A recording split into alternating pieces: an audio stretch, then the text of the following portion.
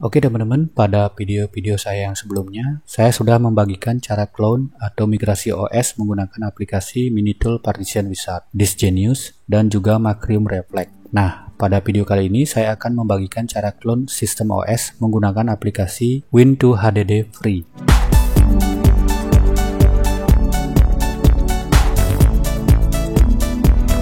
Pada video kali ini saya akan mencoba clone OS Windows 11 yang ada di HDD Hitachi 250GB ke SSD SATA WD Green M.2 120GB yang terpasang di laptop saya, yaitu Acer E5476G. Versi Win2HDD yang saya gunakan adalah versi 5.8. Oke, langsung saja. Pertama-tama teman-teman install seperti biasa aplikasinya. Installnya boleh di mana saja asalkan jangan di target disk. Untuk link download silakan teman-teman lihat di kolom deskripsi.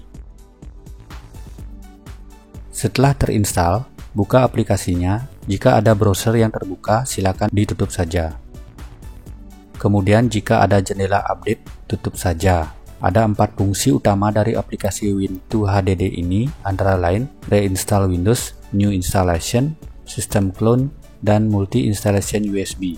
Lalu ada juga tool rebuild MBR. Karena kita akan melakukan clone system, maka di sini kita pilih sistem clone. Setelah klik sistem clone, maka akan muncul OS yang terdapat di laptop atau PC kita. Dalam laptop saya ini terinstall Windows 11 Pro di disk 0 atau di HDD.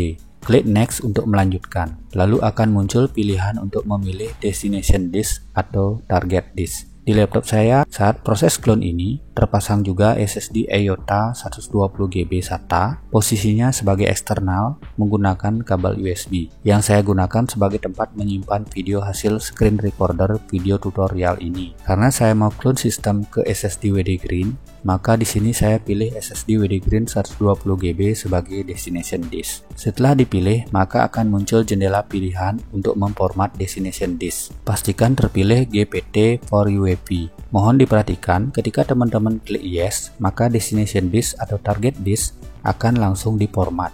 Jadi pastikan jangan salah pilih destination disk dan pastikan file yang ada di destination disk sudah di backup sebelumnya.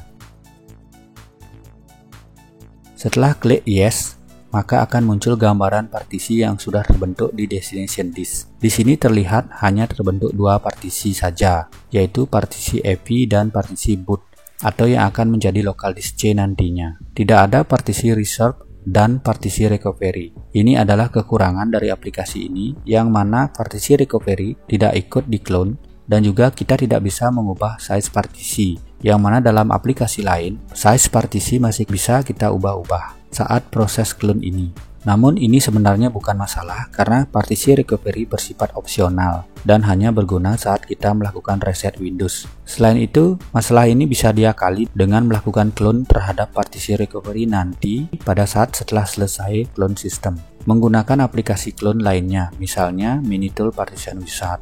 Oke, kembali lagi ke proses clone. Pastikan installation mode pada legacy. Jika ingin melakukan clone sektor by sektor, silakan centang sektor by sektor clone.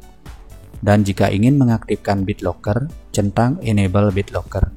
Nah, pada video ini saya tidak melakukan clone sektor by sektor agar proses clone lebih cepat. Dan saya juga tidak mengaktifkan BitLocker. Klik next untuk mengeksekusi proses clone system.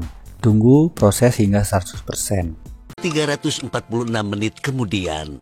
Jika sudah 100% dan terdapat keterangan sistem clone completed, maka proses clone system sudah selesai dan aplikasi bisa di-close. Nah, langkah selanjutnya adalah merestart laptop atau PC teman-teman dan langsung masuk BIOS untuk mengubah boot priority order.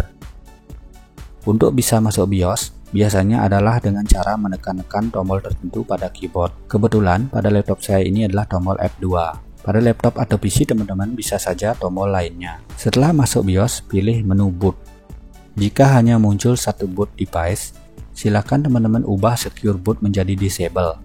Jika secure boot tidak bisa diubah, silakan teman-teman set password untuk BIOS-nya. Karena biasanya secure boot hanya bisa di-disable setelah BIOS memiliki password. Setelah diubah ke disable, save settingan, lalu akan otomatis restart. Lalu pencet lagi tombol agar masuk BIOS. Nah, setelah disable, maka akan muncul 2 boot device. Pastikan target disk atau SSD sudah berada paling atas. dalam video ini adalah SSD WD Green 120GB. Lalu pilih exit dan save. Biarkan otomatis restart. Setelah berhasil masuk desktop, buka My Computer, pastikan SSD sudah menjadi local disk C. Yang dalam video ini saya sudah berhasil dan terlihat SSD saya sudah menjadi local disk C. Untuk memastikan lagi, silakan buka disk management, lalu klik kanan pada disk yang terdapat partisi C di dalamnya. Yang dalam video ini adalah disk 1, maka di sana akan terlihat SSD WDC WD Green 120GB.